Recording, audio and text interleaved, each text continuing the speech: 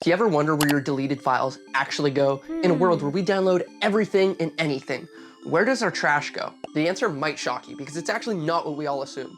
So if these files were actually deleted, how come we can just click on a recycle bin and find them all sitting there still? I've got files from 6 months ago still sitting in there that I haven't cleared out. So what does deleted really mean? Well, on this episode of Explaining Everything with Sam, I'm going to explain how deleted files actually work, where they go, and how to get rid of files that you want gone forever. Because shocker, they actually stay hiding around on your computer forever, or pretty close to it. So you might want to know this. So first, let's start at the very beginning.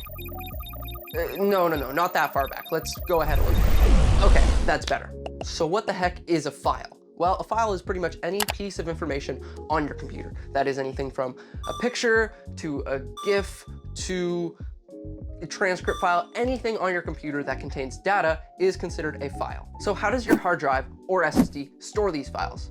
Well, think of it like a plot of land.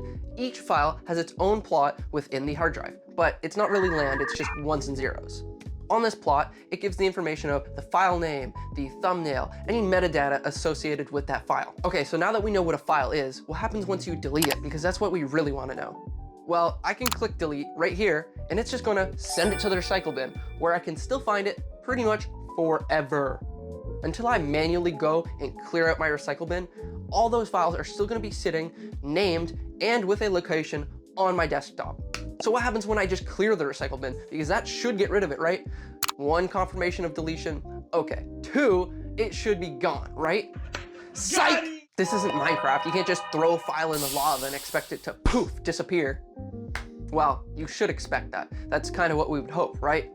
Wrong. So after you've cleared your recycle bin, all those files no longer have an official location on your computer, and they are gone.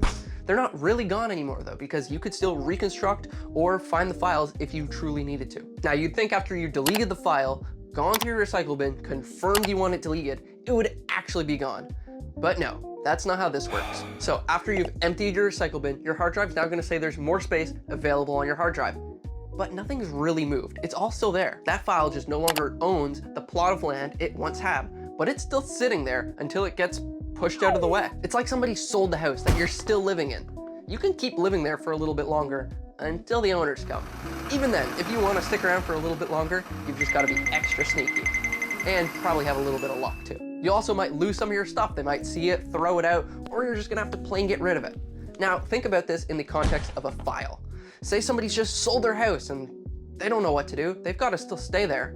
Well, until that file gets completely ridden over with brand new data, say files, pictures, images, etc., well, that file can still live there and still be reconstructed from data specialists. So the only way to properly get a file off of your hard drive is overwriting it multiple times. You can't just get away with once because that's probably not going to get the file and it can still be reconstructed.